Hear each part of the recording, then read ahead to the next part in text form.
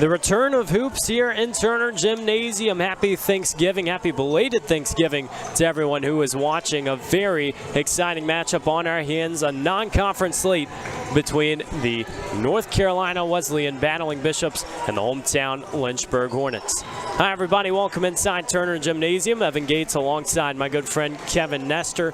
We've got a great matchup between two teams, obviously starting the season in different directions. Wesleyan 3 straight wins, Lynchburg trying to find their footing, but overall we expect a very physical battle. Yes, sir, and you talked about the Thanksgiving break. Lynchburg, they've been chomping at the bit to get back into this game. 8 days since their last contest, which was that 47-66 loss here in Turner against Washington and Lee. They've been struggling at home, but they're trying to turn those numbers around here today against the Battling Bishops. Well, let's go ahead and take a look at the stats, and obviously the tail of the tape so far goes Wesleyan's way.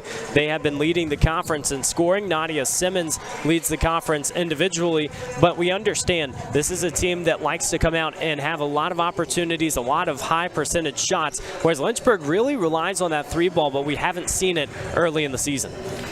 Yeah, and the 3-ball is something that we talked about, in game 1 that Lynchburg relied on a lot last season. And it's not like they're not shooting the ball. The volume's been very high. It's just about getting it to fall. And that was something for them that they worked on over the break. They're looking to turn that around here in Turner Gym. Well, going to the keys to the game, we understand that these styles of play are very different. It might come down to who has theirs the best today. We know that these are two teams trying to just figure things out. And for for North Carolina Wesleyan, it starts with trimming the turnover margin. They're averaging almost 24 per game. That has to go down. You got to take care of the ball and make sure that you're getting those quality passes, as well as having that hot potato. We mentioned it already. They like to take a lot of shots, and they thrive off a large number of field goal attempts because the Battling Bishops are so good when they can get in the paint and also add up those rebounds. Yes, sir. And on the other side of that, if you go to Lynchburg's keys to win, they're going to have to flow through one of their biggest weapons that they just got back. She's only played 2 games. Bree Spainhour, obviously coming over from the volleyball season, but she's come over and averaged 11 points in those 2 contests, and she's also been the best rebounder on the team thus far with 8 rebounds. She's also adding a block a game, so if she gets rolling, this Lynchburg team can really start to turn things around here today. Absolutely. A lot to consider as we head to the start. 40 minutes fresh here inside Turner Gymnasium. We'll be right back after the national anthem to kick things off. It's North Carolina Wesleyan and Lynchburg on the Lynchburg Hornets Sports Network.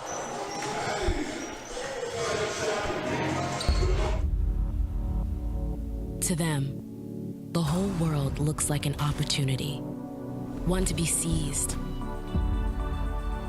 built upon, and made better. For their sport and the people around it. To student athletes, every opportunity is a chance to change what could be and show the world what opportunity can do.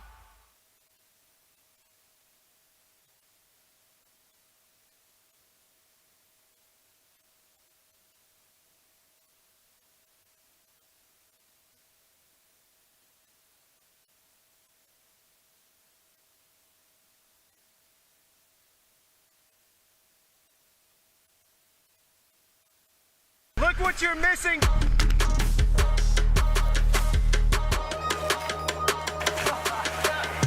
It really don't matter to me, I'm just happy to be here, I might go crazy.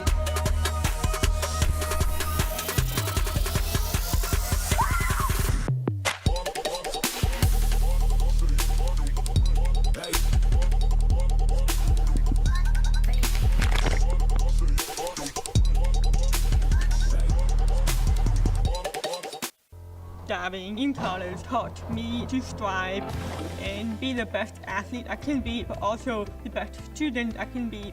My coaches always made sure that the student comes first, because not everyone's going to become a professional athlete. So they make sure that we will do great in academics. I knew that would only open the door to my future, and I'm really excited to start my dream program for physical therapy.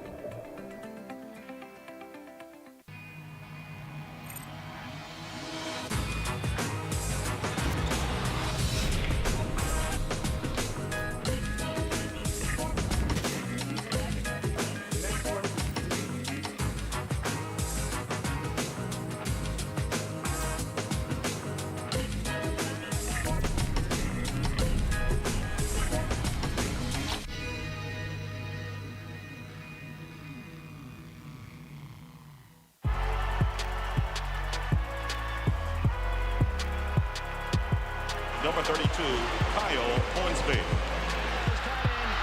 Inside the 30, touchdown.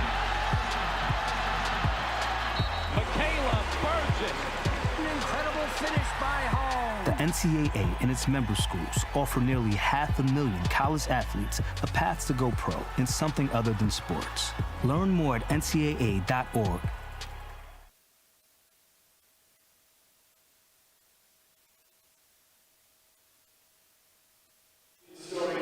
Just about time to tip things off between North Carolina Wesleyan and Lynchburg. Glad you're joining us. The first game after Thanksgiving break, just a couple weeks remaining until students go back home for winter break. Obviously, these two basketball squads will be playing through the winter. Still a lot of action as we head into the climax and the conference slate. But before we get things tipped off, let's look at some of the players to watch. And for North Carolina Wesleyan, Nadia Simmons has been fantastic to start this season. Already a USA South Player of the Week watch that we have seen. She is leading the conference in points per game. And Kevin, she's just one of those difference makers. Every time the grad student's out there on the floor, she's delivering. And she's done it at a very efficient clip, shooting 58% from the field. She has been the star power for this team. She's going to expect her to have a good game here today. And if she can get rolling, it's going to be tough to stop. Just a lot to consider when you're guarding number 4. And for Lynchburg, Bree Spainhour, in her first 2 games coming back after the volleyball season, has been sensational. Averaging 31 minutes per game, but an 11-point per game slate, 8 rebounds, almost averaging that double-double. And you know that she really opens the floor for the rest of her teammates. Absolutely, and that's why we mentioned her in the keys. Whenever they get her going, it just seems like the rest of her team starts to flow, going inside out, getting that 3 ball, getting good looks. That's going to be the biggest key for Lynchburg, and she's been the biggest provider of that so far this season. We'll have to see how things fare as we take a look at our starters. North Carolina Wesleyan in those navy uniforms, Lynchburg in the all-whites, and relatively familiar scene on both sides. NC Wesleyan starts with Harmony Martin and Layla Copeland in the backcourt, 2 players who have already had a pretty big impact, and they have traded starts to get this season started. Well, they're both in the lineup today. Nadia Simmons, as we already touched on, Dorinda Jordan, and Anaya Hall. For Lynchburg, the same lineup we've seen the last 2 games, building some familiarity. Harris, Littlejohn, Brown, Kaysen, and Spainhour. Up and away we go inside Turner Gymnasium. The Bishops control the tip, and we are off and running as right away they will set up the offense. A lot of cutting, a lot of going to the paint, and expect some high percentage looks today. Simmons took a step too many, and a turnover right off the bat. Kevin, something we talked about in the open, this is a team that averages 24 turnovers per game. That has to change if they want to get a win versus Lynchburg today. It does, and you can see that was a turnover there, but you can see what they're trying to get into just on the first offensive possession. Quick pass up to the top of the key, going inside, trying to get that high percentage look. Just as you said, a step too many. Here come the Hornets, a lot of perimeter passing, and you see Bree Spainhour getting her possession inside. Doesn't matter as Kaysen takes a 3-pointer, rattles off the mark, and NC Wesleyan heads the other way. Here's Copeland to pass to Martin. Man-to-man D for Lynchburg. They spread things out. A lot of quick reflexes, but this time Kaysen didn't get out on the shot. A 3-pointer for Layla Copeland to get things started.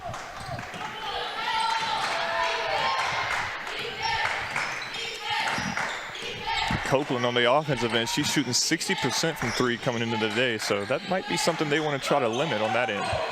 Absolutely, not someone you want to leave open, but Liv Harris is someone else who can be a difference maker. Offensive rebound for Lynchburg. Olivia Harris, someone who didn't start a game last year, already finding her name in the starting lineup as Spainhour misses an easy layup. Cross-court pass the other way. And now mid-range jumper. Sharp for the Bishops so far as Dorinda Jordan is on the board. Quickly, a 5-0 lead. We'll see what Lynchburg can do to respond. We know in last year's matchup, it was the 3rd quarter that was the difference maker, a 32-9 mark. As Taylor Brown is down, she was holding her ankle behind the play. Simmons now heading the other way, pass outside. Wesleyan gets a 3, and Kaysen corrals a rebound, but Taylor Brown right now, the big point of emphasis. Right away came down after the rebound, and you could tell something didn't look right. Looks like it is that right ankle as she'll be helped off the court, and that's not a sign that Lynchburg wants to see. This front court, obviously a point for Lynchburg where they've really tried to bolster some of that height, some of that size down low. Taylor Brown has been a pretty big sign of importance for what Lynchburg has done, but she will head to the bench. And Lynchburg, they utilize every one of their starters. They have that camaraderie built. They go out and play with each other, and to see one of them go down within the first 2 minutes of the game, something that you don't want to see. Hopefully, it's not too serious, and we'll be able to see her back on the floor very soon. Well, last year, 10 players averaged double-digit minutes for Lynchburg. They are a very large bench. They want to get a lot of players involved. But this time, they'll have to be without Taylor Brown momentarily. Audra Petty, the freshman, enters the contest as Olivia Harris. Inside the paint, looking for the pass, goes out to Spainhour. Lockdown D from the Bishops as Littlejohn can't get anywhere. Shot clock winding down. Spainhour going to the hoop, and it's a blocking foul on Layla Copeland, a tight one. Looks like Spainhour will head to the stripe for two. All of that was set up on the offensive end by the screens inside, getting the lane cleared out and allowing your best inside scorer to have a wide open drive, make some contact, and now you got her at the line. And Kevin, it's such a patient look too, because the Hornets don't always take up that entire shot clock. They want to run, they want to get those three-pointers. So how important is it to get those ticks now early in the game and really control the clock? It's massive. You see both teams coming out quickly, early in possession, shooting outside looks. NC Wesleyan obviously getting there's the fall here early, but both teams looking for it. As you see an illegal screen there set on the Battling Bishops. Call goes on Anaya Hall, the sophomore from Fayetteville, North Carolina. A strong North Carolina presence on this Bishops roster. And now Lynchburg can take over. 5-2 deficit early. So glad you're joining us on LHSN. A great one in Turner as Olivia Harris runs into trouble and NC Wesleyan takes over. Here's Copeland on the far side. Pass into Nadia Simmons. A few dribbles to the hoop, and she immediately will draw contact as Spainhour is called for the foul. There's that driving presence that the Bishops want to exert throughout this contest, always getting downhill. And Simmons, 2 shots at the line, swishes home the first. And that's something, as you mentioned, that transition foul was set up by a turnover on the other end. That's something that we talked about. Lynchburg's going to have to limit. You can't be allowing these type of looks, especially this early in the game. Definitely some high percentage opportunities so far. Simmons swishes home 2, just a 50% shooter from the stripe so far this season, but that is a pretty small sample size just 4 games in. Now Petty. Little miscommunication on the far side, back out to Harris. You see Kate Littlejohn, somebody who really takes the helm at the point. She can get down low as well. Cross-court pass to Brooke Kaysen, and it's perfect. What a pass, cross-court from the baseline. Kate Littlejohn, as you mentioned, she started that offensive set down on the block, comes out, gets the ball, and then swings at baseline for a great open look, and they knock it down. A lot of patience from Littlejohn and great defense on the other end. Lynchburg roughs things up. They might have numbers. Littlejohn looking to go the other way. Pass out to Petty. Another three-pointer on the way, this time front rim and out. No wasting time on the other end. Bishops with Layla Copeland. Couldn't tell if it took a deflection. It will remain Bishops basketball with 6:09 to play in the first. This is the second game of a 5-game road trip for NC Wesleyan. But talking with Coach Trader before this game in her 16th season, she said, you know, it's kind of nice to have it at this point of the season because class is done at NC Wesleyan. No classes until the second semester. Shot clock is at 10, doesn't matter. Hornets head the other way, 3-on-2. Pass out to Littlejohn. And she can sail out maybe set up the offense. Spainhour, a better pump fake off the glass. And all of that set up by running inside out, getting your best scorer on the on the corner of the free throw line, allowing her to just free flow with the ball and get to the basket for a wide open look.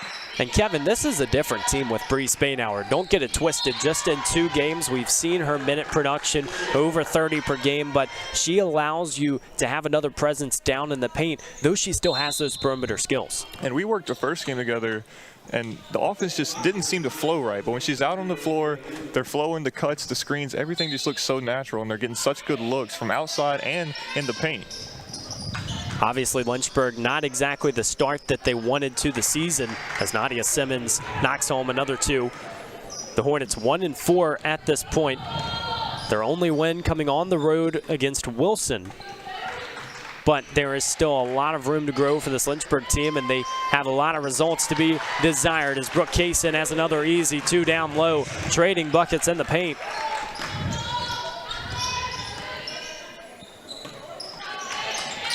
Little disruption. Now Wesleyan staying patient. Corinthian Williams the other way to Simmons. Shot from the charity stripe, no good. Offensive rebound, doesn't connect. Maybe third time's a charm. No, nothing going. And now Lynchburg can head at their pace. Corinthian Williams didn't get the start today, number 23. 25 minutes per game, just under 12 points and 7 rebounds per game. Pass rattled out, and here comes Copeland. One-on-one with Spainhour, maybe trying to draw the foul. Great defense just to say straight up.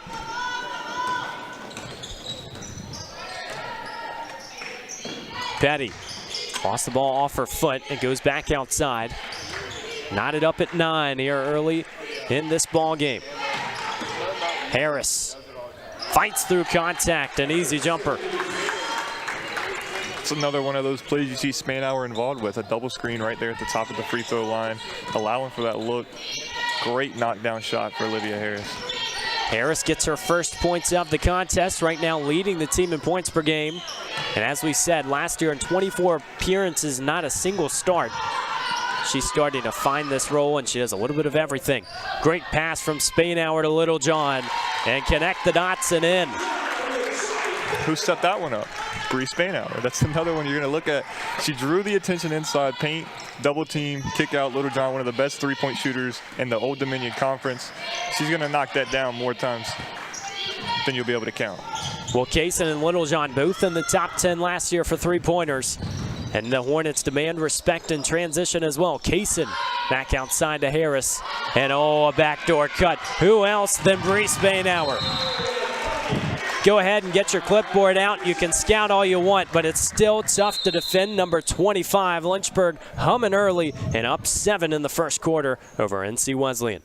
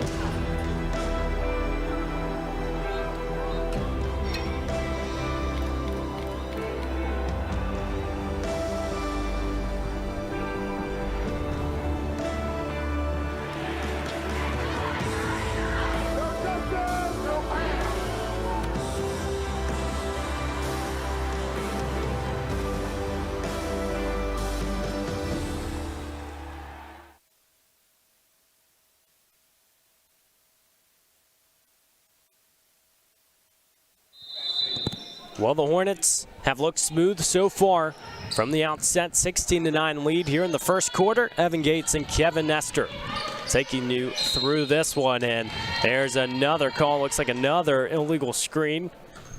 Lynchburg takes over.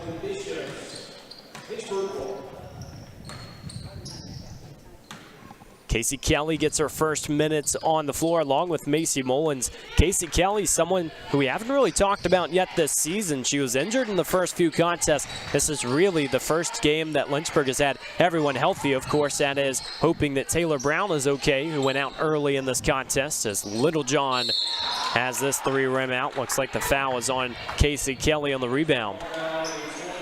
And for someone, you know, obviously a lot of teams look at box scores, but as far as from an energy perspective and a bench perspective, that's who I would want on my team. Casey Kelly, she is so fun to watch on the bench, on the floor. She just brings so much energy, and it's amazing to see her click with her teammates. Well, we've mentioned the multi-sport athletes. Bree Spainhour playing volleyball really could have been an all-conference selection. Well, Casey Kelly's pretty good out there in track and field as well. A national qualifier in the triple jump in her freshman season. Also matched it last year as NC Wesleyan gets another easy look. Nadia Simmons in motion again. Kelly outside to Petty. Trying to drive baseline, has options. Pass outside to Mullins, all alone this time, rattles out. Mullins still trying to find her footing from three-point land this season, just averaging 20% from beyond the perimeter, but you look at her freshman season where she averaged 39.5% to lead the conference. You know that 3-ball's still there. Absolutely, and it's just one of those things. You're going to keep getting open looks. That was a great look on the offensive end.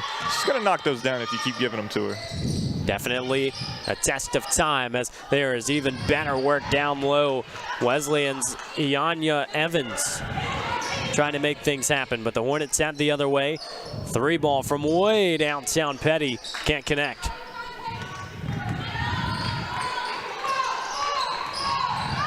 Kiara Hughes, the pass outside to Williams. Nifty move to get inside, but off the glass, a little too heavy. Very interesting pace in this game. Back and forth we go. A little more transition. It works to the Hornets' favor. Casey Kelly banks it in. Both teams early on doing a great job getting sets designed to get them into the paint and get those good looks. Defense has been the key for Lynchburg, though. They have been shut down. Or sorry, they have been shutting down NC Wesleyan on the inside there. As you see it again, another tipped pass going into the post. Just 2 players on the board for the Bishops, as Simmons has 9 early in this contest. Petty picks up her dribble a little too early. Won't matter as Casey Kelly drives to the hoop. Just can't get the layup. She is so nifty, though. Going to the basket. One of the quickest players on the floor and one of the most athletic. As the Hornets head the other way, Petty just puts this pass in front and Littlejohn connects. Beautiful work in transition.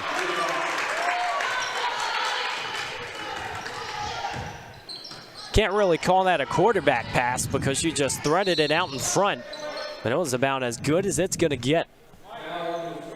I'm sure Littlejohn will take those passes all day. The wide open layups, looks. Great defense to set that up, though. This was something that we were talking about during the break. You see the tipped passes, entry to the paint. It's just not there for NC Wesleyan at the moment. Lynchburg's capitalizing on it on both ends of the floor. Well, you talk about putting it on a silver platter, you know, fitting with Thanksgiving, because that was about as good of a meal as you're going to get. Littlejohn an easy 2 as this one goes out of bounds and Lynchburg takes over. A couple of substitutions at the last break. Ashley Vandergrift steps into the contest for the Hornets, and then Shemaya Lynch for North Carolina Wesleyan. Let's keep things right here during this break as we end the first quarter. Kevin, we have really talked about this transition from fall sports to winter, and there's so much to consider, but it just feels like now with the 2 basketball teams being really the only teams that are in competition, you look at swim and indoor track almost set to begin. What pressure is on these 2 teams heading into the next couple of months just about going out and performing? Well, there's always pressure, you know, from the team within, but then as you said, just being the only sport on campus that's really active, kind of an indoor thing, you know, with the rest of the sports going on. You'll see them traveling a lot. Track, obviously going to be traveling a lot. They won't be home a lot. But with this basketball team, just it's fun to watch them, and that's something that I think the crowd can get in, get behind for those who are still on campus. But for them, it's not going to be about pressure. It's just going to be about having fun, putting on a show, doing what they do, and relishing these moments. Well, I think that's a great way to put it, because having those moments and the travel and the memories, you know, it all ends up blending together. together for a really good experience. This is an NC Wesleyan squad that, as we said, is in the middle of a 5-game road trip, or road span, you could say. Their next 3 games at Brevard, at Pfeiffer, and at CNU. But it just feels like the more games you get on the road, you get into a rhythm, and you can tell this squad still has a lot of energy. Oh yeah, and you mentioned the 5 straight road games. What stood out to me about that was they're going a month without playing at home. 5 games doesn't sound like a lot, but when you put it, into kind of that perspective, it opens your eyes a little bit. Now, obviously, as you said, they don't have classes, so the traveling is going to be easier for them, but that's still a heavy task for them to try to conquer. Well, absolutely right. A lot of trips, especially going down from North Carolina, you might have 3 or 4 hours, especially going into the Commonwealth. They made the trip to the Hill City today, trying to make a difference now, as it's Kiera Hughes who runs through contact. She'll head to the stripe. 20-11 lead for Lynchburg. NC Wesleyan coming out doing the exact same thing. They're not switching their game plan up at all, trying to get those inside looks, get to the paint. This is a team that doesn't need to rely on the three-pointer. They find production in other ways. But the turnover margin is always one to watch. 7 in that first quarter. And if they want to keep this game close, it's got to start with trimming that. And as you mentioned, this is a team that averages 24 a game. So obviously 7 in the first quarter, that's not what you want to see if you want to stay in this ball game. But I think for them, they can just continue to get those looks inside. They'll be all right. Start to clean that up a little bit. We'll see how they can defend the Hornets in the paint. They're getting some easy looks, as Spainhour going to be a little frustrated with that call. Looked like she was drawing a little bit of contact, but it is a travel. And back the other way we go. Lynch, the freshman from Hookerton, North Carolina, takes it across the timeline and tries to start the motion. Pass down low. Evans, nothing doing but cut baseline, cross-court pass, and a better move, but Lynchburg gets the rebound and just a little bit of a cheap foul. Long ways from home on Kiera Hughes. So Hornets can take over, and another substitution as Nadia Simmons returns to the contest. Last year, the 2023-2024 NC Wesleyan Female Student Athlete of the Year. And that's across all sports too. So that just tells you the respect that she has garnered. A lot of transfers on this NC Wesleyan squad, but Simmons is one of those players who has just really dominated, and she has done it at a high rate as Lynchburg adds another to the tally. And Spainhour down in the paint there, that entire possession had to mismatch one of the ball. They finally got it to her. Nifty little spin move to get an easy layup.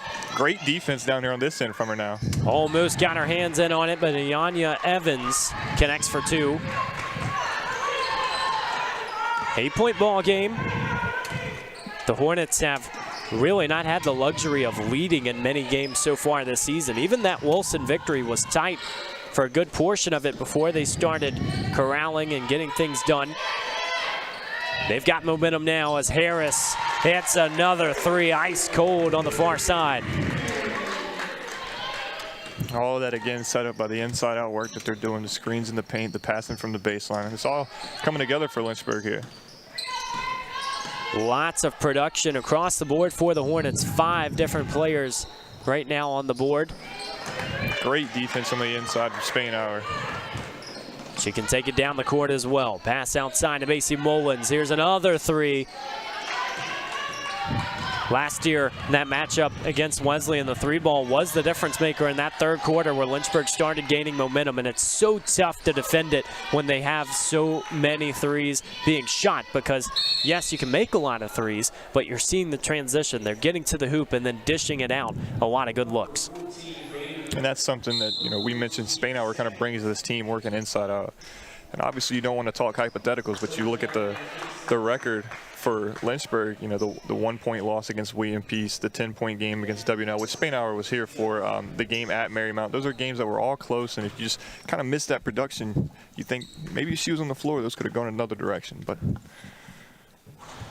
It's always interesting, too. You got your plus-minus stats, and the coaches will dive into those. But when you look at the game of baseball, this is maybe the best comparison you can get to that. You have your WAR stat. It's basically how many games did one player affect the success of. And I think for Bree Spainhour, when you just look at what she's done already, that stat would be pretty high. Without a doubt. Now you're going to see her bring the ball up the floor and go right back to the paint. She's just so versatile. It's going to be so hard for Wesleyan to stop her. Opening up opportunities for teammates as Olivia Harris still looks calm and collected. This one off the glass and out. So Nadia Simmons dribbles down. NC Wesleyan still trying to find their footing and make it a single-digit deficit again. But there's a travel called, and we've seen a lot of those calls the last couple of games inside Turner Gymnasium. Got to stick to the fundamentals, but it's always interesting to see how different officiating crews will handle business. A lot of times that's on the player, but you can't really put too much blame there. You see an open lane, you want to get there as quick as you can. Sometimes you just put the ball down a little late, but they'll clean those up and they'll get those looks rolling. That might be a great indication of what this game is all about. You know, for the Bishops, it's about gaining that composure, making sure that you get everything done before you go for those open looks or head to the hoop. As this pass is deflected, it'll stay under the basket. Spainhour had a step there on the defense. The pass just a little bit behind, was able to get tipped, but the Hornets do keep possession. We'll see if they draw up a play for a three. Instead, it goes outside. Spainhour in the corner. 5 on the shot clock. Kaysen sees the open lane, off the left hand and out. Here comes Wesleyan.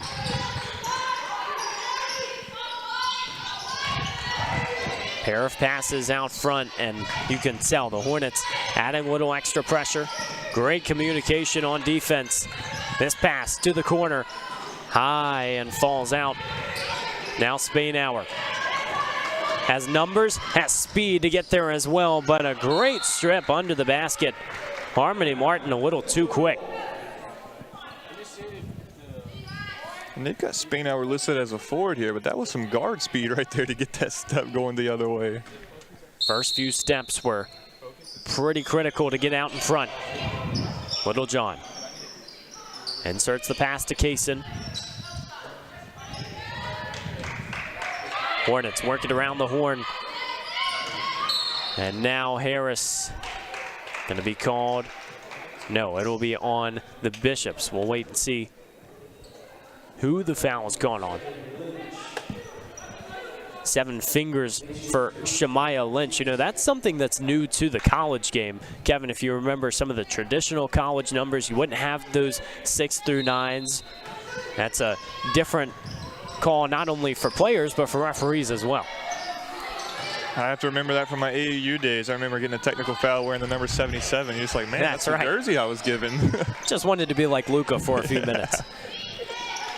So many differences to the game, but most of it has stayed the same. Still fun and interesting as always. That was a brilliant look from Anaya Hall. She started every game this season. Last year averaged 7 points and 6 rebounds in her rookie campaign, and like so many others, coming into the sophomore campaign with a lot of firepower. Pass to the corner, Audra Petty in her rookie campaign, bread and butter from the corner. She knew that was good from the release. Little Steph Curry, throw it up before it even hits the bottom of the net. I like it. That was brilliant, and she is truly a three-point specialist, finding her role out there on the court. Simmons inserts the pass to Hall. Runs through contact, another easy jumper in the paint. We say easy, Kevin. They're not necessarily the easiest looks, but they are definitely high percentage, and the Bishops dominate down low. It's great physical finishing down there. I'm going to use one of my boy Joe Brennan's lines. The Hornets are swarming to the ball in the paint on defense, but the finishing by the Bishops is too much. As you see, one of our own, Bree Spainhour, finishing through contact on the Hornets end. Sometimes great offense will beat good defense. Another indication of that is that Bree Spainhour is on fire to start this contest, already in double figures, 4 rebounds and 4 assists as well. And so go ahead and add to that triple-double watch. Someone who is almost averaging a double-double. can also pass as well. Petty gets it out in front. Another easy layup for Littlejohn. Hornets storming the scoreboard here in the first half, now up 14. All the momentum in the world as the Hornets continue to keep things rolling. Bishops need a bucket. Off the glass. Easy rebound for Petty.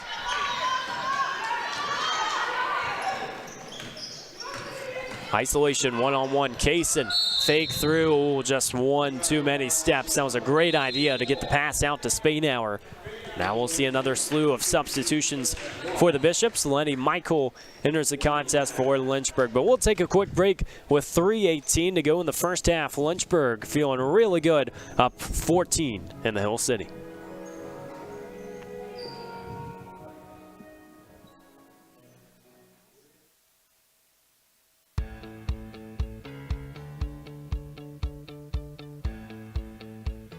Being a part of the different activities and organizations that I've been a part of, I'm actually able to see myself where I'm like, hey, I actually can make a change. I'm one person that can make a difference. Division III has helped me to develop teamwork skills, critical thinking skills, time management skills. It's not just about basketball, or it's not just about school, it's about developing yourself as a person altogether.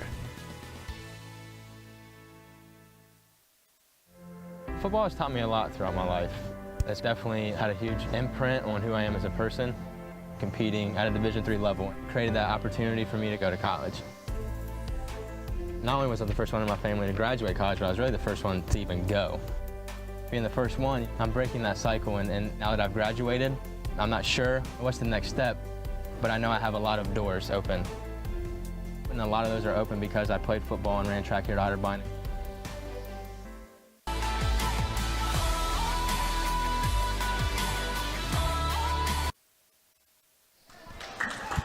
Well, few players can really match the production of Bree Spainhour. She has been sensational to kick this contest off. We already mentioned it out of the break.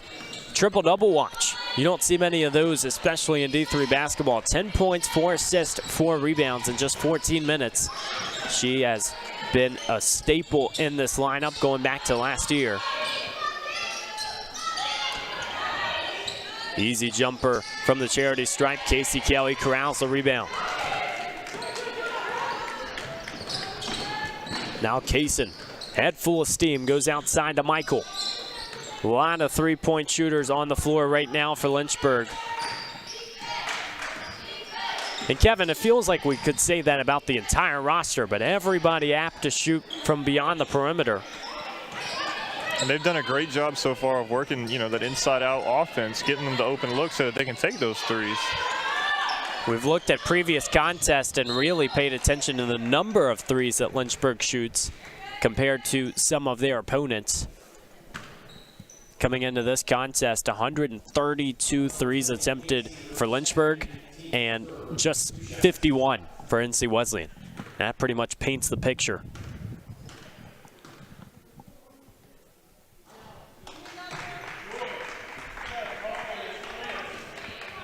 What really impresses me about the Hornets squad is you see them come out of the timeout. They came down, got a great stop on defense, and immediately pushed the ball right into their offense, worked it inside out, got a good look from three.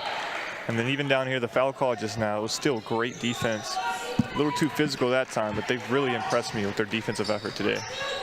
A lot of hustle out there, and Coach Allison Nichols will appreciate it. In her 4th season at the helm here in Lynchburg. Last year made the ODAC quarterfinals, made a trip to the Salem Civic Center, and Lynchburg looking to add on, pre-ranked 6th in the conference.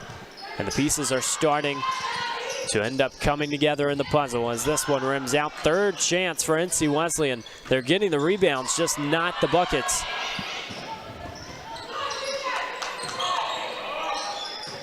Littlejohn, the Roanoke transfer. Few dribbles out in front, pass to Spainhour. Lots of motion around the perimeter. Hornets patient to get it inside to Spainhour. Pass to the outside. Kaysen connects for 3. Assist number 5 for Spainhour. We might have to really get that triple-double watch graphic going here in a few minutes. If she keeps it up like she has already, we might be in for a treat. Lynchburg, offense again. Littlejohn heading to the hoop. Copeland calling for the foul. It's like a kid in the candy shop when you see some of the Hornets with their three-pointers, and they are always ready to shoot. It starts with obviously having the personnel to make the threes, but also the way that they are constantly prepared. It's just really impressive. And I think for the guard pair of Harris and Littlejohn, Spainhour is so big for them because they carried such a high volume in those early games without her. And now that she's back, kind of taking the pressure off them, letting them get into their flow, find their rhythm, as you're seeing right here. Great take. And all that, one-on-one, because there's so many threats to worry about on the offensive end. Saw the graphic, Hornets finding their way on offense. That time it didn't work, but they're going to have another chance as the Bishops run out of room. 49-6 to go in the first half. Lynchburg a commanding 15-point lead. We'll see if they can add on as Kate Littlejohn pressed up front.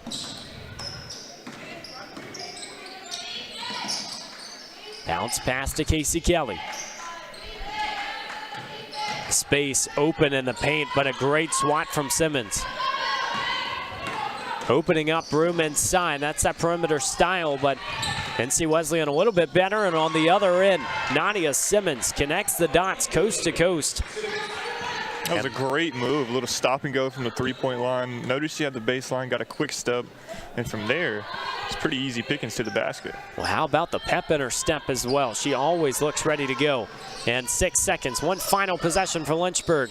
Petty had to watch her footing, harassed out in front, has to get the shot off, and did not look like she did in time. So that is how part one will end. Lynchburg 35, NC Wesleyan 22. Lots of energy and lots of momentum here in the Hill City. And Kevin, it just feels like the Hornets really feeling comfortable. And they're putting in the work, and it's all setting up from the defensive end. You mentioned North Carolina Wesleyan doing a good job getting the offensive rebounds, 7 offensive rebounds in the first half. The biggest problem is when they're getting those rebounds, the Hornets are still right there playing some great defense, not giving up anything open. That's really allowed them to kind of get into some easy rhythms on both ends. Well, who would believe that Lynchburg would have more points in the paint after the first half? Might have changed. Can the Bishops find their way back into this contest? Lynchburg's up 13 as we'll be back on the other side.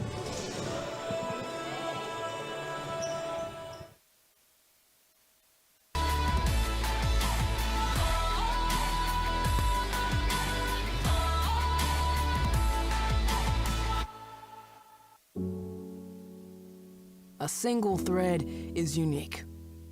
Like each of us, full of purpose and potential.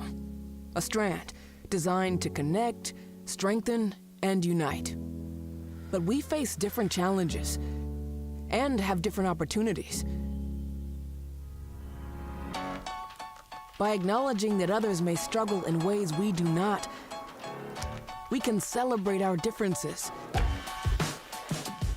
embrace each other, and fortify the ties among us. A single thread can fray, yet when it's woven with another, a bond forms. A new strength created by the fabric of the whole. Let's embrace the fabric we make together, the diversity of our threads, to reach beyond ourselves and overcome the impossible. The true power of our game comes from unifying our individual backgrounds, connecting our unique stories, enabling us to be stronger, braver, greater. We can achieve so much more when we are all as one. What a season. The confetti is going to fall. There she goes, and she's got it. How sweet is this, and how wonderful for the sport.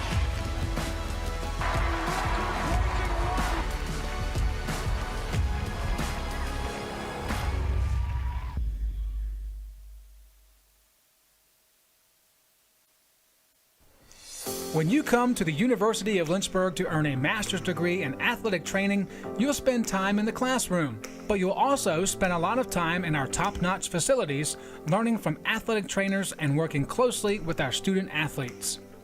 In the Graduate Cadaver Lab, you'll learn about the human body in the best way possible, by actually studying the human body. This will provide a foundation to make you a much better athletic trainer. In the athletic training laboratory, you'll get hands-on experience, practicing your skills, applying concepts from the classroom, and working with faculty on research projects. It's also where our hydrotherapy facilities are. This space is also used by students for studying and practicing skills outside of class time. In the Sports Medicine Clinic and Turner Gymnasium, you'll work with student athletes from more than 20 NCAA Division III sports teams, helping get them back to practice and into the game as soon as possible. As an athletic training student, you're a big part of the success of our sports teams and the success of the local athletic teams. We see this relationship as a win-win situation. You learn, and that helps us win.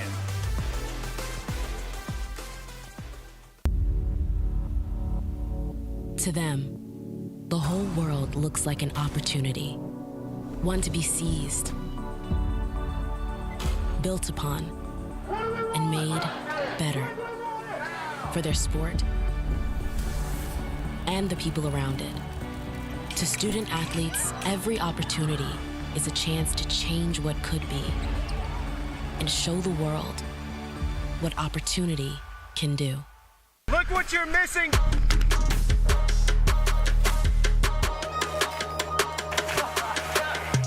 It really don't matter to me, I'm just happy to be here, I might go crazy.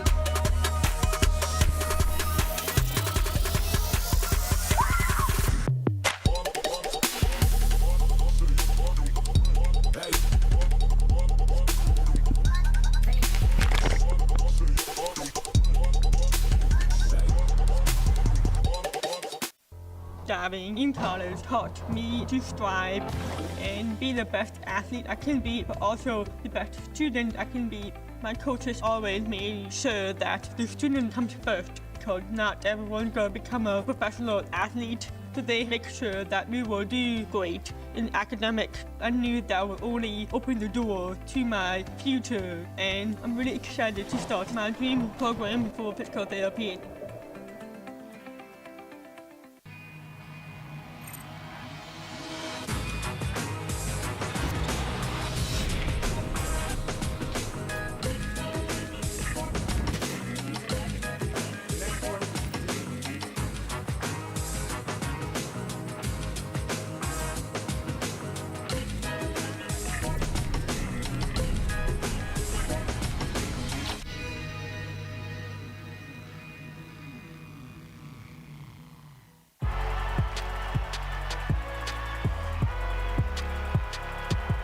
Number 32, Kyle Hornsby. Inside the 30. Touchdown. Michaela burns it. An incredible finish by Hall. The NCAA and its member schools offer nearly 500,000 college athletes a path to go pro in something other than sports. Learn more at ncaa.org.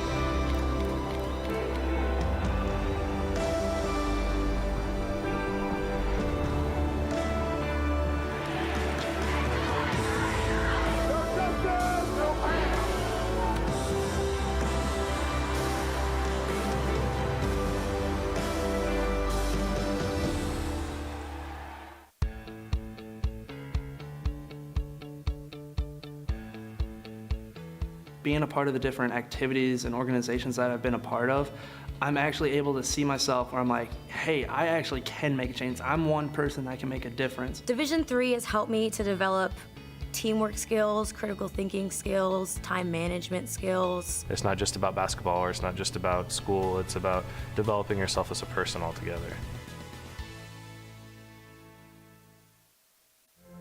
Football has taught me a lot throughout my life.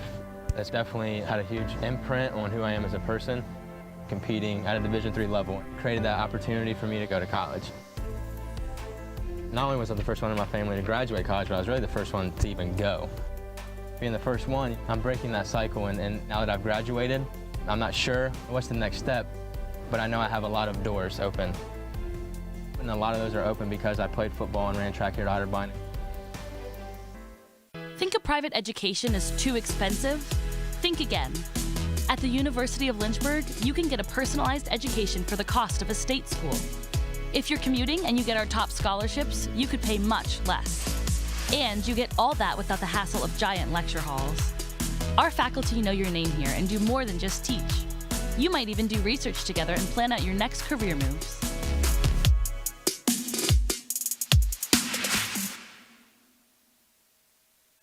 I learned a lot of valuable lessons playing college football. I never thought about the health benefits of exercise until I actually started to talk to coaches in college. It's not only just for performance, it's for life. My coaches instilled the importance of well-being, not only building up strength, mental health, getting enough sleep, eating properly is all what it is to be healthy. I decided that I want to go into personal trainer and share my knowledge that I obtained in college about physical and mental well-being.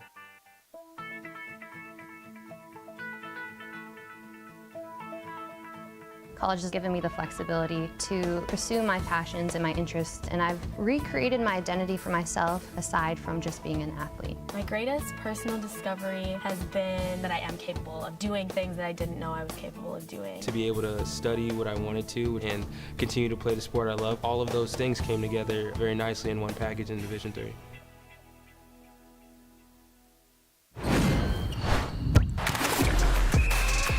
Welcome to the Campus Recreational Department at the University of Lynchburg. We believe in a student-centered approach to recreation, making sure that all students have fun and engaging activities that promotes wellness, personal growth, and community building. Our team works to provide a variety of recreation opportunities for all our undergrad and graduate students. Let's take a look at the different areas of campus rec. Campus recreation covers all outdoor recreation. Our team offers dozens of trips per semester, maintains recreation facilities on campus, and offers outdoor certificates and leadership training. Intramurals is open to all students who wants to play on a team. We have men's, women's, and co-ed leagues for each sport we offer. Those looking for next level competition can join club sports. These are student-led organizations with the support of campus recreation. You can join one of our established club sports, or you can start your own with our support.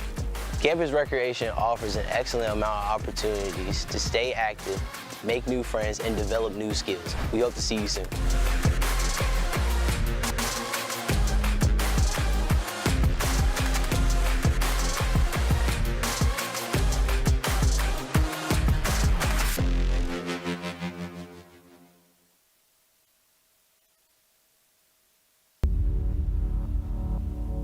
To them, the whole world looks like an opportunity, one to be seized, built upon, and made better for their sport and the people around it. To student athletes, every opportunity is a chance to change what could be and show the world what opportunity can do.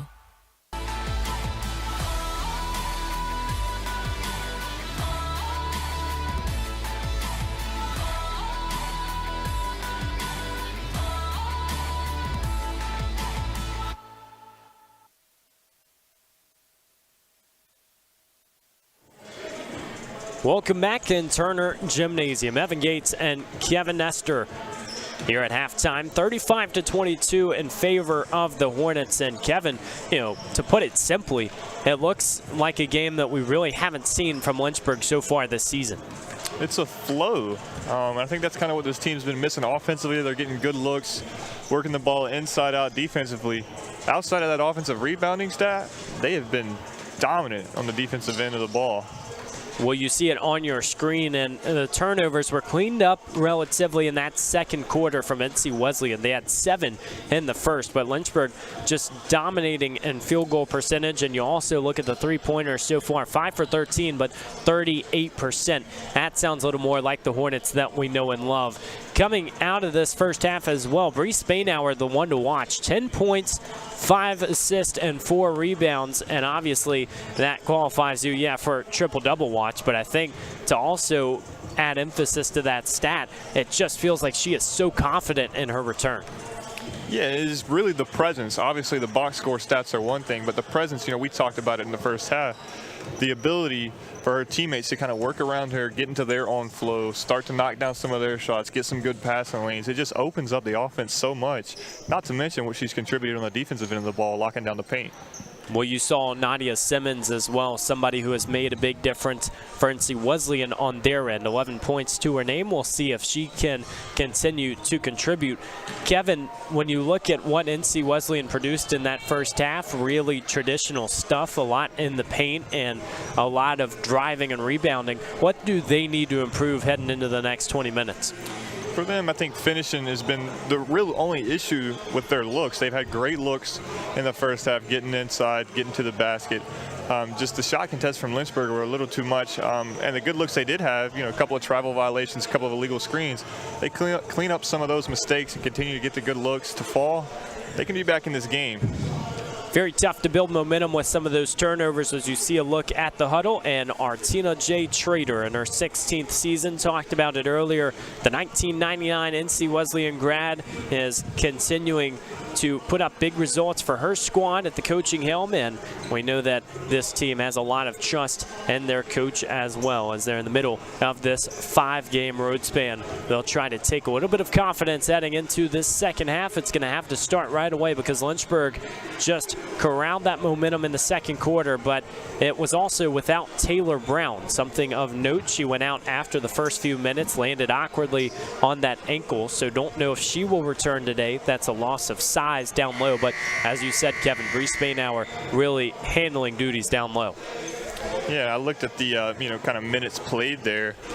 It kind of felt like that was the offense, but there was a span there of 5 minutes she wasn't on the floor, and it just seemed like this offense continued to click no matter who was on the floor, working inside out, quickness, defense. It all was just clicking no matter who was on the court for Lynchburg in the first half. A lot of connectivity as we begin this second half. Right away, Nadia Simmons trying to pick up where she left off. Misses and almost corralled her own offensive rebound. Instead, Brooke Kaysen heads the other way. Never mind that. Turnover. And a foul called on Brooks. So, unfortunate start for Lynchburg, but Nadia Simmons has to get all the credit after just harassing Lynchburg in that backcourt. Wesleyan coming out firing. Really good physical offensive possession. Didn't get the shot to go down, but then just not giving up on the play. Simmons, a heck of a play on the defensive end as you're seeing on your screen here. So much hustle from number 4. And talking to Coach Trader before this game, she just said Nadia's such a hard worker. It's great to see those unseen hours starting to pay off, and especially as a grad student, you put in so much work in your career to finally have this type of production that will almost certainly put her in the USA South Conference list. When you look at the end of the season, it's been pretty spectacular. Pass to Kaysen. Now the Hornets can try to build momentum again. Confident passing. They've really spread the floor. Olivia Harris, nifty move to get to her left, and really a traffic jam down low as NC Wesleyan heads the other way.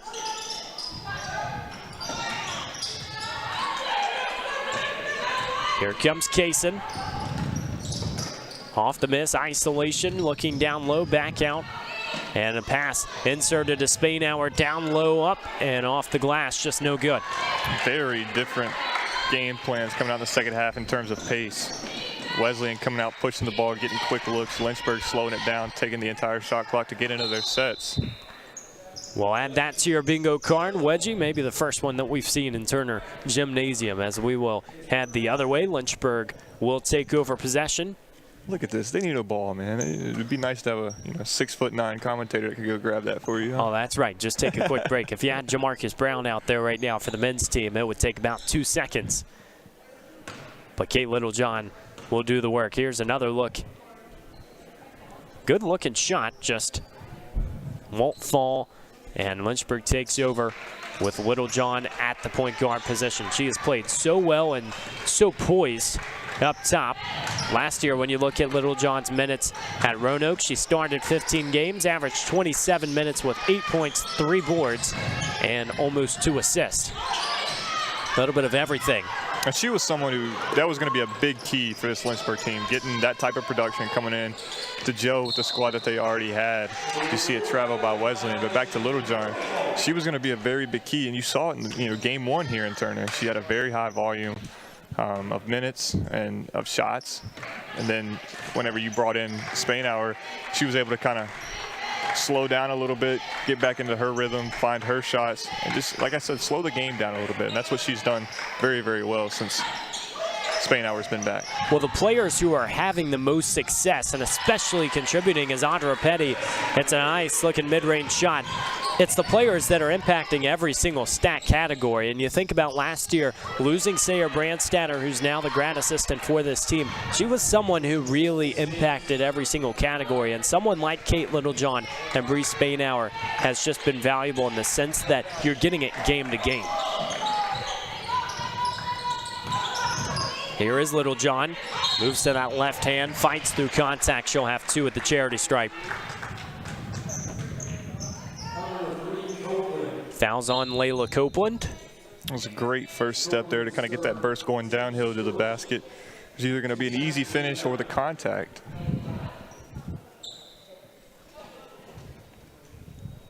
So Copeland will take a seat with 3 fouls. That's something to keep your eye on and see Wesleyan with their pair in the backcourt, Harmony Martin and Layla Copeland, who've made their impact in this game. Littlejohn has 2 at the stripe. Front rim and out on the front half. Folks, remember that this Lynchburg team will be back in Turner on Saturday when they play EMU. That'll be a 2 p.m. start again. But before that home contest, they'll head to Hollins on Wednesday, a 7 o'clock start time, and facing 2 teams outside of that top 8 in the ODAC preseason poll. And so chances for Lynchburg to really get back to 500 early in the season with just a 1-4 start. Cross-court pass to Simmons, and looked like she was trying to corral it with one hand, and you could tell Coach Strader saying 2 hands. Heading the other way as Littlejohn takes over again.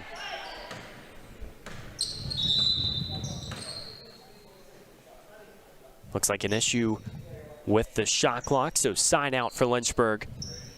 The Hornets coming off a 66-47 loss versus number 7 Washington and Lee. Did mention that Bree Spainhour was impactful, 10 points, 7 rebounds, and 5 assists. Whereas the Bishops coming off a 73-66 loss, their first of the season against Mary Washington. Nadia Simmons was fantastic in her 37 minutes, 18 points, 9 boards, and 3 assists.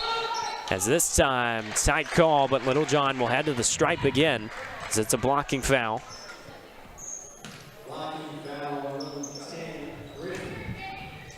For Lynchburg, the ability, the first half, we saw them work inside out a lot, going inside, trying to get the looks if it wasn't there, getting the open shot outside. It's been a lot different here in the second half. Going from the outside, getting the drives, finishing through contact, and now they're at the line. Not afraid to get those free throws. It's a stat that needs to go up for Lynchburg this season, and they are starting to add a little extra emphasis. Even goes back to some of the practices, making sure that you are hitting the shots that matter, the easy ones, and Littlejohn puts in 2. That's what you like to see if you're Coach Nichols. Quick offense the other way. Bishops wasting no time. Pass outside, still guarded tightly. Simmons inside to Hall.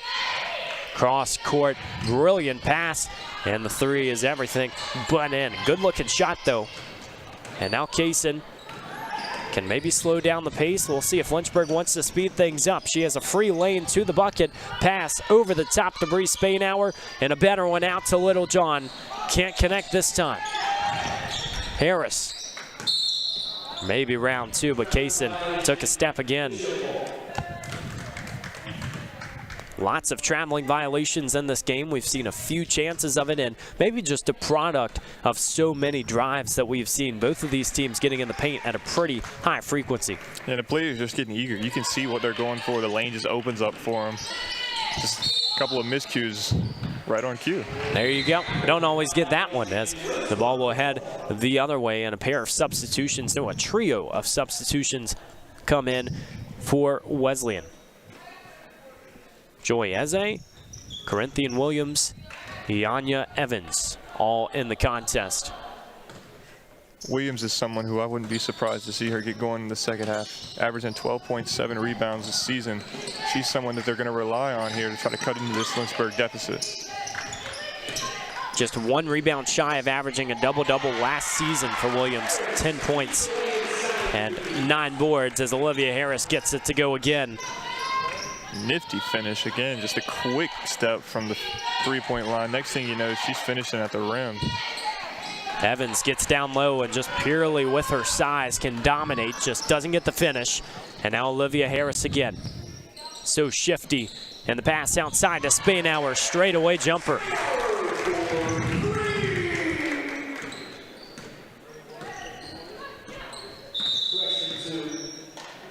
And NC Wesleyan wants to talk things over. A little miscommunication with our great PA announcer, Joe Brennan. It's a 2-pointer, not a 3, but Lynchburg is still up by a hefty bunch, 19 to be exact, and we will be back on the other side, seeing if the Hornets can continue pounding it in.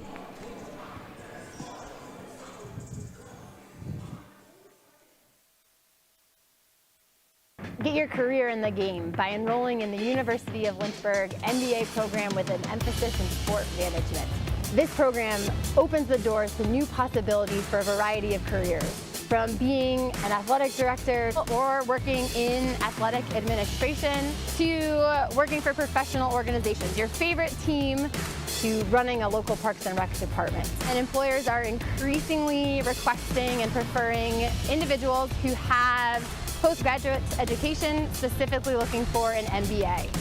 And so the University of Lynchburg Sport Management concentration in the MBA program sets you up for success, and it sets you apart from the many other people looking for jobs in the industry.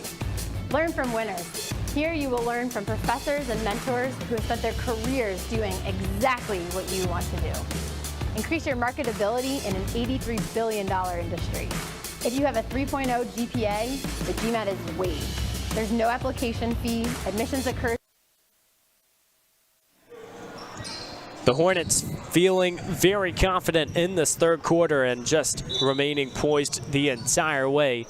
We will see what they can do to keep it rolling here at Turner Gymnasium as NC Wesleyan takes over. Coach Trader wanted to talk things over.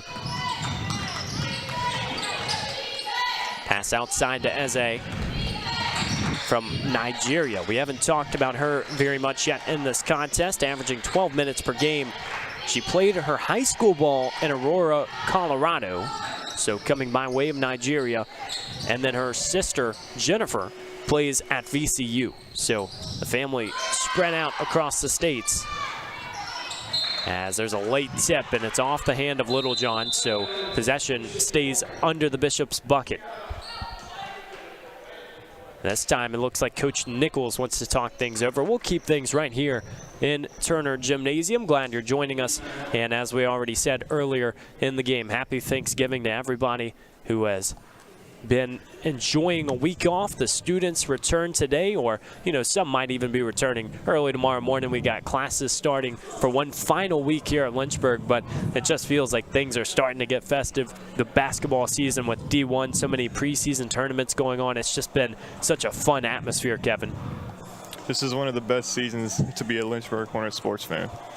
You mentioned it, no football team for the fall season. You just get antsy, you're waiting. The draws for basketball, and both of these squads coming out ready to play. Absolutely, and we know that there's a lot of hype surrounding these basketball teams. Well, there's always hype surrounding the spring sports seasons, and we'll have that second crossover, you could say, as we head into February and March. But a new addition to the sports slate as well this year. Men's volleyball will be in in competition for the first time. It's really something we haven't seen in the sense that it's a bit of a different season, not exactly a winter sport. They won't start until the new year, but it is very exciting just to enter a new team and a new roster into the Lynchburg sports history books. Absolutely, and them boys are ready to get after it too. They've been working all fall, kind of getting ready, building the energy, and they've been to a very physical finish down there. Sorry, I got distracted. Lots of physicality from Ayanya Evans. We've talked about it early in the contest, and two housemates having a little bit of fun down low. 4:34 to go in the third quarter. Well, you mentioned, too, all the practices that start adding up, especially for a team that doesn't get to compete in the fall slate. Well, they are a very loud team, and we say that in the sense that if you walk in Turner Gymnasium during one of their practices, not even talking about how vocal they get, you just listen to some of the spikes and just some of the action. It is very impressive, some of the skill that they have. That's what I was getting to. Some of the fall games, soccer, they've been to a lot of them. So at women's volleyball, they were here, and you couldn't miss them. They were loud. They were bringing the energy, and it's something you got to look forward to their season because they're going to keep the same energy for their season. Well, and with the height on that roster too, you literally can't miss them if you walk through the door because they are all possessing a lot of size, a lot of strength, and it is obviously going to be a very successful season, and the fact that it is the first anytime that you even get a sport on the way, a new edition. It's so fun to see what happens. We know that so many coaches have been a part of that process. Coach Ryan Turner, somebody who is involved with the women's team in the fall, and men's volleyball will be the new addition. Wrestling has also been announced for next season, so a lot happening on Lakeside Drive. Has second free throw up and away. A little bit of full court pressure now from NC Wesleyan. Really struggling to get a bucket early in this third quarter. As Casey Kelly heads to the hoop. She'll have two shots, and someone who is healthy again. It's good to see number 20 out there on the floor. She'll have two shots. And someone, Kevin, who really matches NC Wesleyan's style of play because Casey is always looking to get to the hoop, and it's starting to pay off. Well, you mentioned it earlier. That track speed was on full display right there, getting from uphill to downhill quick to get that contact at the rim.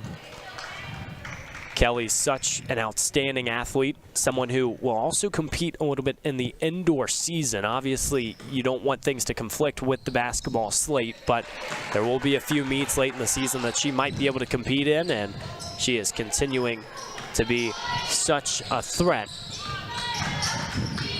That goes for both sports as Corinthian Williams, a nice nifty move to get underneath, but Harris stays in front and a foul under the basket. Ayanya Evans is called for her second personal, and next foul will put Lynchburg in the bonus here in the third quarter. Hornets up 19 again. That first half was just so crucial for field goal percentage. We haven't necessarily seen the Hornets have that big time result in the field goal percentage stat, but they're starting to add it up, and now right now shooting 46% from the field to NC Wesleyan's 22. And it took them a few minutes to get going. The first 5 minutes of this game kind of looked like what we had seen from them. Slow starts, maybe not bringing the energy, but then they went on that 9-0 run midway through the first quarter, and it kind of sparked a fire that hasn't went out yet. They've kept it the entire way as Littlejohn heads to the stripe for two. Hornets in this contest, just 9 turnovers, but maybe the stat to pay attention to from that first half, 11 assists on 14 field goals, and so starting to see that passing and quality chances created. It'll certainly bleed into the second half if you just keep the passing rolling because, unlike a lot of stats in basketball, you can control your passing and limiting those turnovers. And they're coming from everywhere, getting the ball, going inside the finish, driving baseline, getting kickouts. The passing's been on point, accurate. They've been knocking down the shots to come with them. Bishops can't get this one to fall. Another foul under the bucket. We've seen quite a few of those. This time it's called on Eze, and so it puts Lynchburg in the bonus. And it looks like Casey Kelly will head to the stripe. So stop and go here in this third quarter. Largest lead of the game for Lynchburg.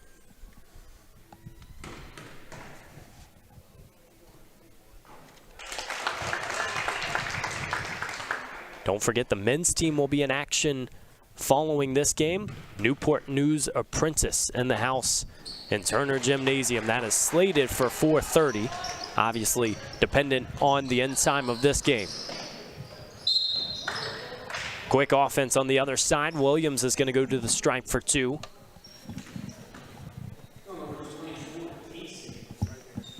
The story for the Bishops is so interesting when you go back to last season. They lost 4 of their top 5 scorers, and that's 4 of their top 5 next season, looking at this roster. But going back to last year, NC Wesleyan lost 3 of their top 5, and Nadia Simmons and Corinthian Williams are the 2 returners. They've made big impacts. So it's going to be interesting to see what this team looks like if that style changes, because Coach Trader, has been pretty adamant in the sense that they want to drive, they want to hustle, and, most importantly, they just want to control the ball game. Yeah, and for them, it's just going to be about, finding that chemistry, continuing to play together, because regardless of the outcome here, they've got a pretty tough slate coming up, playing Brevard, going to Pfeiffer, and then playing a top 10 ranked CNU on the road. It's going to be a tough task, but if they can continue to work together, maybe build on something, you never know what can happen in those conference games. They don't necessarily matter for USA South play, but you think about confidence and a team like this that is trying to make a run in the USA South tournament and get back to that championship game where they lost to Southern Virginia last year. It is definitely crucial to start that momentum now.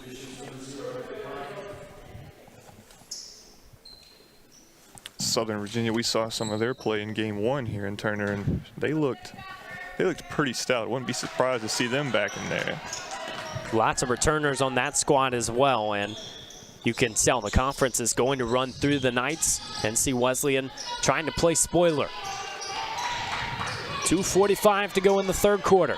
Here's Nadia Simmons again, kicks it out to the corner. Wide open look, won't fall, but a nice offensive rebound from Corinthian Williams. Simmons running through trouble, just can't get an open look. Finally, the foul is called, and Simmons will head to the stripe for 2. So a lot of free throws in this third quarter. So far, 16 between the 2 squads. It's definitely getting physical, and for Wesleyan, I think they definitely picked up the tempo coming out of the half. Now, if you can just kind of control that a little bit, knock down some of the open looks, there's still a path back into this game. Absolutely, and it's got to start sooner rather than later. Just over 12 minutes to go. Free throw numbers relatively even. 7 of 14 for NC Wesleyan before those shots, and then 8 of 12 for Lynchburg. Hornets have a slight advantage. Can they run through the finish line as Spainhour kicks it out to Kaysen? Now inside to Casey Kelly, using that post presence. Fade away in the paint. That was pretty. It's a beautiful move down there, spinning off the block, getting into the middle of the lane, and going up over a defender, knocking down the J. Casey Kelly, a little undersized in the paint. Not exactly someone you would expect to have some of those post abilities, but she does get the shot to fall. Hornets up 22. That's something that I think Lynchburg's great at. The amount of guards that they got that can play like a forward, the amount of forwards they got that can play like a guard. It's really, I think these listings are just because they got to be there. They can play any position on the court at any time. Those positions might be more like suggestions at that point. It's always interesting when you look at positions and where players are on the floor because, you understand height does make a big impact, but this team and their offense certainly is a unit, and this committee can include many different personnel. The ability to just go, deep into a game. Stamina, that's a big thing. And they've shown that their bench unit can come in, fill some shoes. They've done an excellent job so far. This game is showing that. I believe there was a quote in the past. I think it was Phil Knight. We'll have to get some official clarification, but talking about Michael Jordan, you know, they were saying how coming into that draft class, he was so talented. He's one of those guys, but Bulls didn't necessarily need that small forward, and so they said, well, you know, if we need a center, what are you going to do? And he said, well, go ahead and put Michael Jordan at center. You know, put him at any position on the floor. And it's kind of a similar dynamic for this Lynchburg team. It doesn't matter who's out there. Definitely by committee, and they're starting to see some of the fruit of their labor with players like Bree Spainhour coming up in big-time ways. And you knew it was just a matter of time, right? The 1-4 record, not necessarily how I wanted to start the season, but it's sooner rather than later, it was going to start to click. The chemistry was going to get there. They were going to start to knock down some shots, play a little bit more physical, and you're starting to see the reward of that. Well, and Kevin, what's interesting is it's easy to get rattled early in the season, because you understand it's a fresh slate. You got new players. You don't necessarily know what's going to be guaranteed. This Lynchburg team did not drop 3 straight games the entire season last year. They dropped their first 3 of this 24-25 campaign, but they're finding their footing. I think it's just been impressive, the poise they've had today. Absolutely, and that comes to finding that identity. You know, you talked about earlier, they lost their biggest producer on both ends of the ball from last year. So kind of finding who was going to, you know, fill that role. I don't really think one person is going to fill that role. They've been doing it, as you said, by committee. And today's been the best showing of that. Casey Kelly goes up, another set of free throws. And it's a bench that features a lot of different players, and you see for Lynchburg right now still a lot of players who have not entered this contest. And so just a good indication of how deep this squad is, because it feels like they have gotten contributions from the bench. They've gotten their starters intact. We know Taylor Brown is sitting down, and we hope everything is okay with her condition. But again, it goes to the next man up mentality. Shot off the mark. Audra Petty had that one in the breadbasket. Offensive rebound, great swinging. Goes all the way down to Harris. That's some San Antonio offense. Now Macy Mullins out in front. Shot clock at 10. Pair of cuts up front. Kaysen traveled again. I think that's the 3rd or 4th time we've seen that today, but she is getting a lot of open space, and you're seeing she is taking advantage of those opportunities.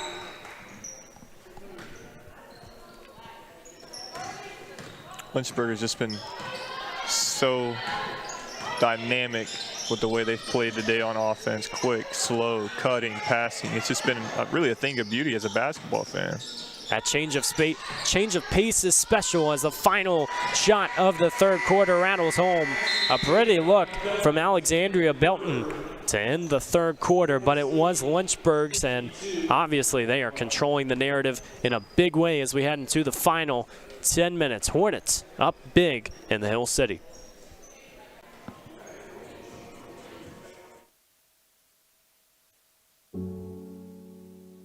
A single thread is unique. Like each of us, full of purpose and potential. A strand designed to connect, strengthen, and unite. But we face different challenges and have different opportunities. By acknowledging that others may struggle in ways we do not, we can celebrate our differences, embrace each other, and fortify the ties among us. A single thread can fray, yet when it's woven with another, a bond forms. A new strength created by the fabric of the whole. Let's embrace the fabric we make together, the diversity of our threads, to reach beyond ourselves and overcome the impossible. The true power of... Well, Hornets have to hustle back onto the court. Coach Nichols taking every second of that in-between break. 10 minutes to play here in the Hill City. Lynchburg feeling pretty confident and up by 21. Pass outside to Belton, who hit the 3 before the quarter expired, and Macy Mullins Open terminal the other way, but it's a jump ball. How about the hustle heading the other way? NC Wesleyan getting it from everybody into Maya Bryant. Some dominant defense. It's another one of those hustle plays, and you've seen it all day from Wesleyan. If they do commit a turnover, to follow the pass, not give up anything easy on the other end. Hornets directing traffic. And Littlejohn will have to inbound. Pass, cross court to Petty. And here's that isolation down low. Spainhour harassed and foul on the floor. Looks like it'll be on Layla, or no, it'll go on number 2. We'll wait for confirmation.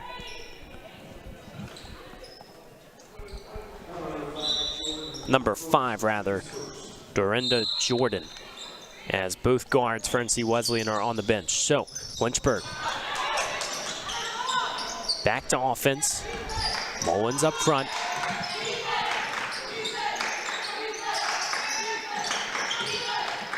See those cuts in succession. A lot of chances to open up some shots. Kaysen has an open opportunity from 3. This time rims out. Simmons. Pass to Bryant from the short corner, swatted away by Spainhour. Easy reach for number 25, and the Bishops will be back under their basket.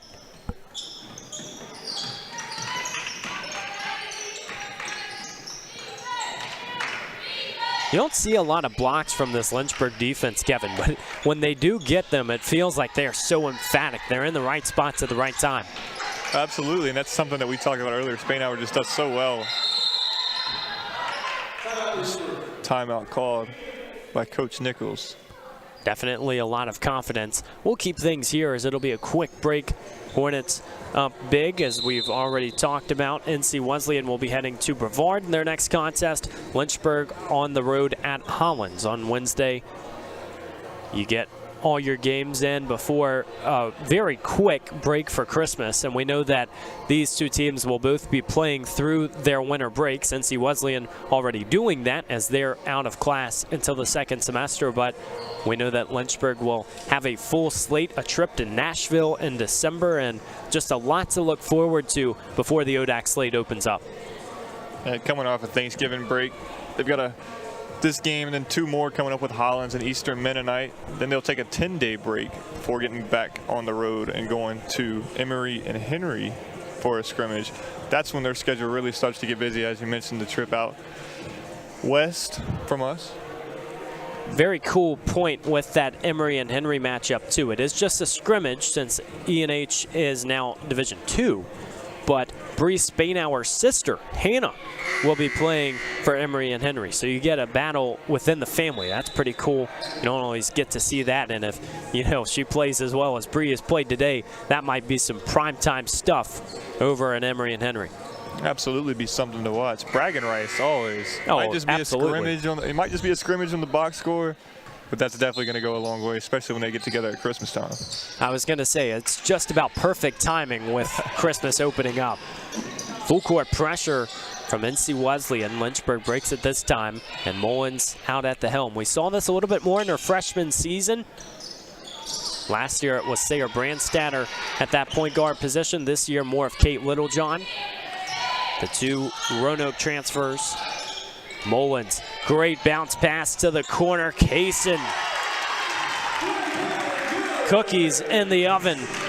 For Lynchburg, that entire offensive possession was just so fundamental. It was so great to watch. Something that they've been lacking in the early stage of this season. The passing, the cutting, the filling, and then the look. Just think of beauty as a basketball fan. They have really utilized that cross-court pass as well. There might be another one. Littlejohn decides to take it herself. She'll head to the stripe for 2 more. Kate Littlejohn has had her fair share of free throws in this one. But really, all the Hornets have, Kevin. Yeah, she was frustrated that one didn't go in, but Wesleyan doing a great job contesting those transitions, not giving up anything easy, making them earn it at the stripe. So far in this game, as Littlejohn hits the first, She's attempted now 7 free throws. Casey Kelly's had 6.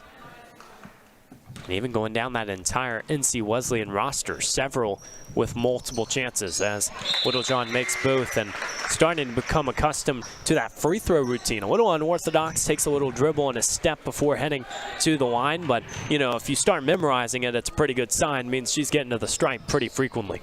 Absolutely, and we talked, you know, coming into the game, we knew this could potentially happen with as physical as both of these teams are, the driving, getting into the paint, the contact. We knew it was going to be a physical game. Most of the time with how Lynchburg plays, getting out in transition, that might be a negative. I feel like today they have controlled the momentum and used those free throws to their advantage as Bree Spainauer has open court in front of her. But she will just tail out, maybe smart to use the clock, and Nichols on the sideline saying, okay, let's run the offense and get the motion going. Pass out to Littlejohn. She has space. She picks it up from the hardwood, swishes it home. It's one of the ODAC's best. You can't leave that one too open. Open all day. And Lynchburg is finding their footing. That three-point shot that we talked about, trying to unlock the three, it was a question mark in the first few games. Well, they have found it, but in a very big way. It starts with some of this transition. Ashley Vandergrift at the scores table, someone else who can shoot the three very proficiently. Here's another look from Kate Littlejohn. Oh, it is money.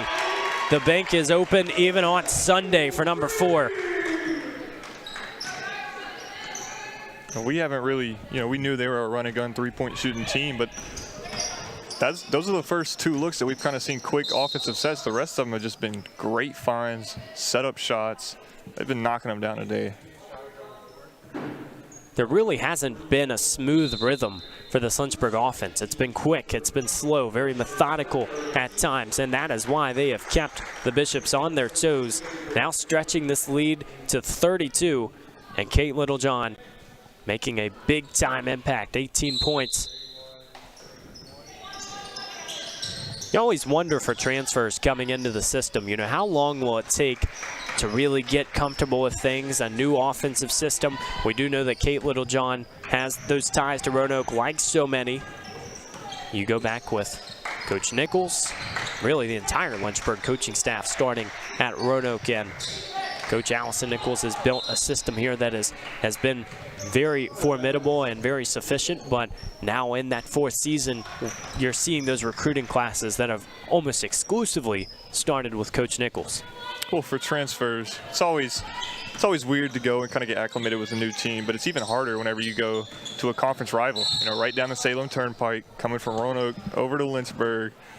Had to be a little bit of animosity there, kind of work with some of your rivals becoming friends, but they've gelled really well together, and you're starting to see Littlejohn get acclimated to this offense and do what she does. That will make for a fun contest when Roanoke comes into town later in the season, as Nadia Simmons can't climb the ladder. Spainauer rips it away, and here comes Lynchburg with under 6 minutes to play. Time to put a punctuation mark on what has been a very dominant display. Spainauer, it's just so incredible to watch her play. We talked about it earlier, the quickness of a guard, the physicality of a forward, but then the post play of a center. It's just, you don't know what you're going to get every trip down the floor, and it's amazing. That would have been a fantastic assist from Kate Littlejohn. Instead, NC Wesleyan takes over. Rims out. Hornets fight for the jump. It'll stay with the Bishops. You know, it's so impressive with Bree Spainauer entering the system, because this is just the 3rd game as she enters after the volleyball season concludes. But it was really only a few days. You know, many joked with her and said, okay, enjoy your 24-hour off season, because you don't really get much more. But she has gelled so well, playing with so many of the Hornets, just 2 freshmen this year, and then Kate Littlejohn, the transfer. I mean, that's something that you see a lot in high school, you know, dual sport athletes, or even 3-sport athletes, but whenever you get to the college level, it's something that you don't normally see a lot, but especially to have the impact that she has on both of those squads. You know, you mentioned it, probably should have been all conference in volleyball, and then coming out and the impact that she's had in just 2 games with this Lady Hornet squad on the basketball court. It's been something to really watch. It's been amazing. Easy execution as Vandergrift fires it away. Threes all around. There's enough for everybody in Turner Gymnasium, and Vandergrift showing us once again that stroke from beyond the perimeter. Sweet. Shot on the other end, misses everything. Harris can get out. Hornets just want to slow things down. They can do so after what has been a dominant second half, really a dominant four-quarter display. The assist number was one to watch. Passing is always a good indication of what to expect from an offense, what they've been able to achieve. Started with 11 in that first half.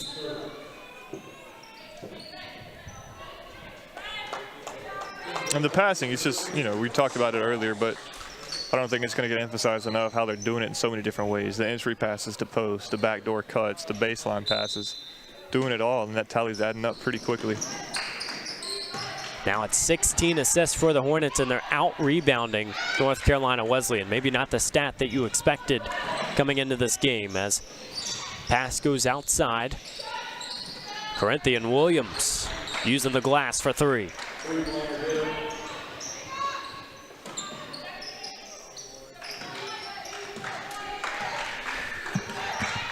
For Wesleyan, you know, we mentioned they still, these last 3 minutes, a lot of things they can try out to work on because, you know, they have that really tough road stretch coming up. Definitely starts with momentum and hustle. Talk about hustle. Casey Kelly went all the way to the wall. It's a traveling violation, and Letty Michael will enter the contest. Darcy Ross also picking up her first minutes of the contest, the senior from Allegheny.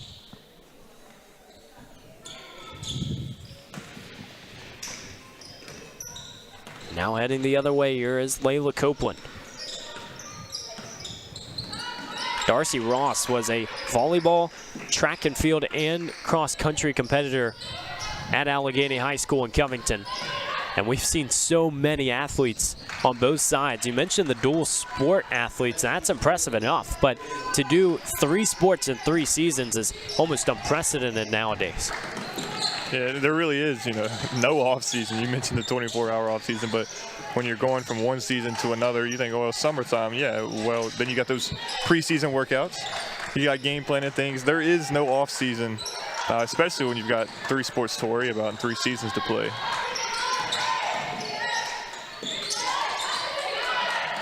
You're either in a season, you're entering it, or you just got out of it. Tell you what, any way you can get it, throw it up, and it might find its way in. The Hornets are hooping in Turner. I'm not so sure they can miss here in this fourth quarter. Everything they've thrown up seems like it's dropped from range. It is bread and butter for the Hornets, shooting 57% from the field. Now 4 of 6 from three-point land in this fourth quarter. 2 more entries into the contest as Littlejohn and Harris get an applause on the bench. Sayla Parker, the freshman from Bristow, Virginia, enters the contest along with Kayla Terry.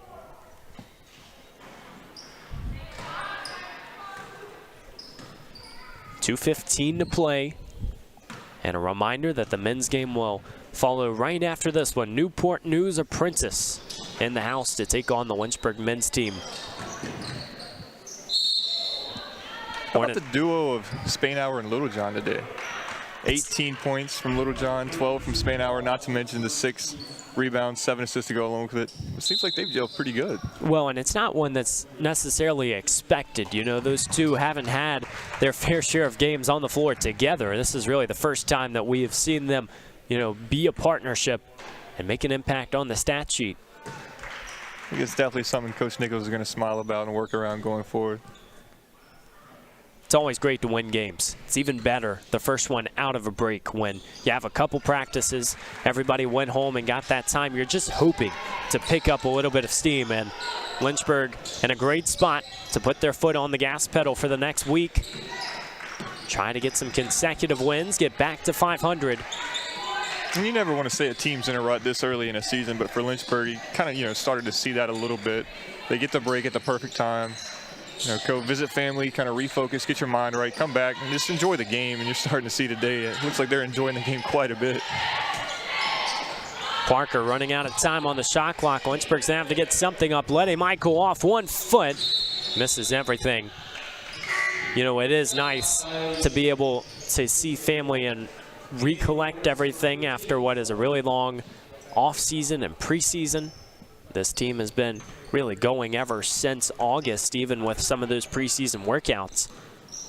But still a lot of expectations for this Lynchburg squad. And Coach Nichols' 4th season, chance to have a winning record in ODAC play for the first time since the 21-22 season. The Hornets feel like they can make it happen.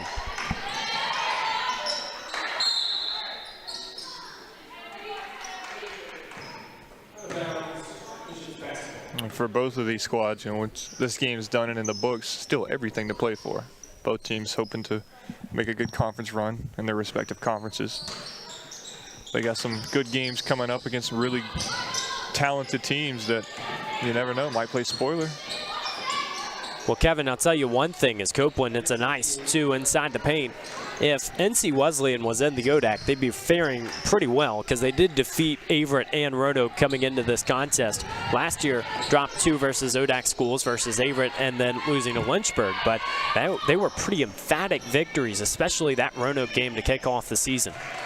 Well, absolutely, and their one loss, up in Mary, Washington, that game decided by 7 points. That's a good squad that they went up there and battled against. So for them, you're just hoping maybe a one-off here today, but they still, everything in front of them, everything to play for this season.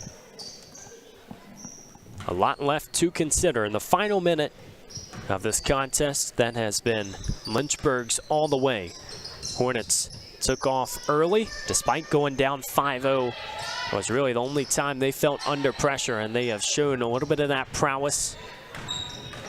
They will move on to be 2-4 to start this season. NC Wesleyan 3-2. And this is an NC Wesleyan squad that definitely has the firepower to fight back. Simmons, Williams, and Hall each averaged 10+ points per game and at least 7 rebounds in their first 4. So the main characters have been out when the lights have started to shine the brightest. Absolutely, and Simmons, that's an all-conference player. She's going to figure some things out, get that team kind of rallied together.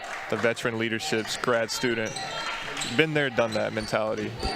One game, that's not going to decide your season, but you're going to figure some things out, work for it, and definitely get better. And you like the hustle in the final minute, as NC Wesleyan has strung together a couple of buckets, but it will be Kayla Terry who goes to the free throw line for 2. NC Wesleyan, a team that, as we already mentioned, leads the USA South in points per game. They've had offense at a high rate today, really that first time that they have been shut down offensively. And you look at some of the offensive categories, shooting just 20%. A lot of these looks have been disrupted by the Hornets defense down low. So one final possession in the Hill City. Lynchburg can feel pretty thankful about things as they head into a stretch that could be very favorable as they open up ODAC play after that WNL defeat. But big time stuff in the Hill City. Lynchburg 71 and NC Wesleyan 46. A look at some of those primetime performers. The main characters tonight, Bree Spainauer was significantly better than what we might have seen in some of those games last year.